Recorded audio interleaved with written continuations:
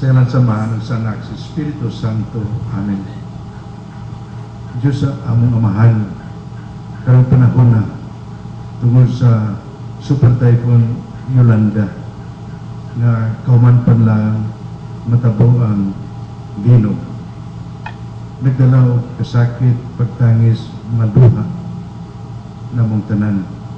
Lapin na kung among hunaon kapil sa 4,000 ideklarar namatay, kapil si 10,000 karon gi-deklarar injured o tegan pang mga 2,000 missing. Karong panahon na makaingon kami sa among kasubo, gipag-un namon ang among pagsalig pagtuo nimo. Sa among kasubo, nagtuo gihapon kami sa kayo sa kasing-kasing sa among mga kaigsuonan. Daghang salamat tungod sa ilang mga pagtabang.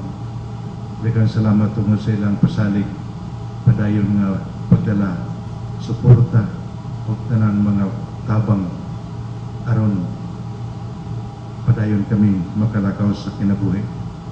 Unta, mao na kini ang pinakadako, pinakasakit. Unta sa among pagpaninguha, paglakaw,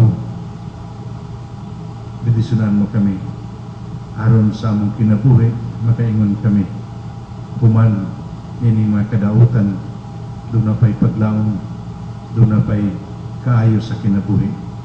Daghang salamat sa inyong gugma, daghang salamat sa gugma sa tanang mga tao. Katagi pahulay nga dayon ang mga nagkamatay, uguta kaming tanan tungod sa among pag-ampo o pagtinabangay, makaingon we are brothers and sisters to each one, because particularly in moments of distress we try to pray and support one another. May God bless us all.